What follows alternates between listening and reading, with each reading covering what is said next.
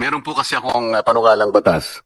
Dahil nire-review ko po yung mga ayudang nangyari sa panahon natin ngayon. Meron po tayong 5 klaseng ayuda eh. Yung isa po, conditional, ito po yung 4Ps. Yung iba po, walang guidelines, walang condition. Meron tayong MAIP, meron tayong AIX, meron tayong tupad, meron pang AKAP yata mo. AKAP. Pagka po sinuma natin itong 5 ayuda na binibigay sa ating mga kababayang nasa panig ng Maralita, Secretary, correct me if I'm wrong kung nagkamali ako ng pag-compute, pero parang 194 billion pesos lahat eh. Tama po yun. Karamihan yan sa DSWD. Yes, sir. Pag sinama mo pa yung MAIP, tupad, Yung MAIP sa health yan, yung tupad, di DOLE, Yes. yung AIX, DSWD, and so on and so forth. Correct. 194 billion pesos. Ngunit wala pong record kung ilan po yung nabibigyan. Kasi naghanap po ako, nagtatanong-tanong, talagang hindi ko po ma-ascertain.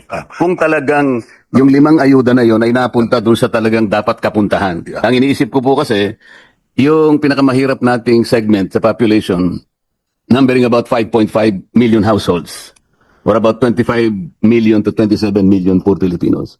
Sa estimate ko po, itong 5 na ito, na kung ito'y naibigay talaga sa talagang targeted na sector, baka naging maligaya naman siguro. Pero dahil nga walang datos, kung talagang naibigay o hindi, nagpasya po ako na gumawa ng isang medyo may pagka-radical pero baka practical, baka sumang-ayon naman po kayo.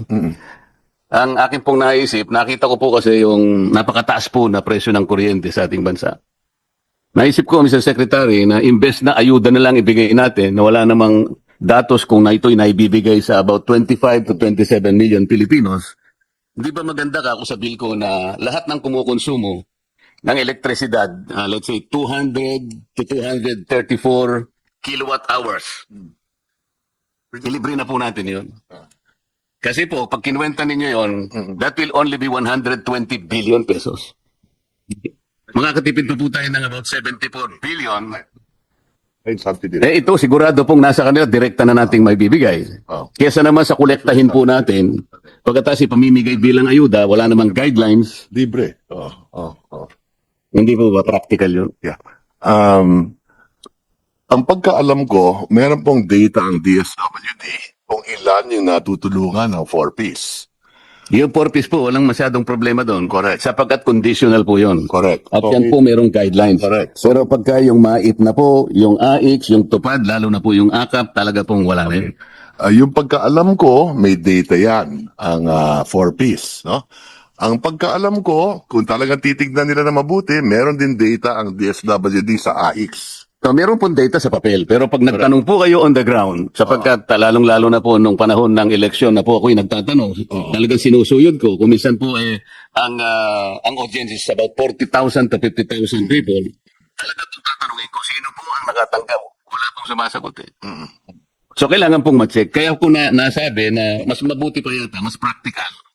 Ibigay na lang natin na parang subsidy sa kanila. Siguradong mapupunta sa kanila, walang corruption, wala pang magpapasikat na politiko na akala mo galing sa kanila.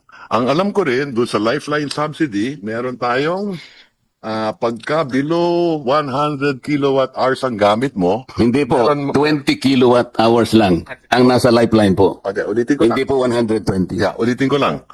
Pagka 71 to 100 kilowatt hours, may diskwento ng 20%. Pag 0 to 20 kilowatt hours, 100% libre.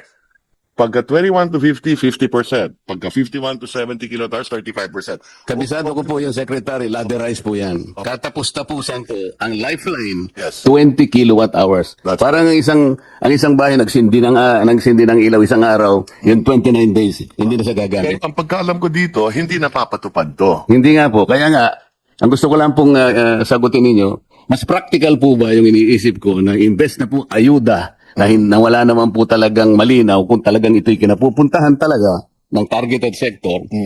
Doon na lang natin ibase kasi po, Kaya ako binanggit ito, ako isang ayon ako na dapat patuparin natin to at kung kinakailangan, i-adjust natin na mas mataas. ayun, akala ko kasi kontra ka kanina, Hindi, Secretary. isang ayon nga ako eh. At dadagdagan mo pa pala. Ayan. At kasi rin-review na rin namin to ngayon. Dahil Salamat po. na hindi napapatupad. Salamat po.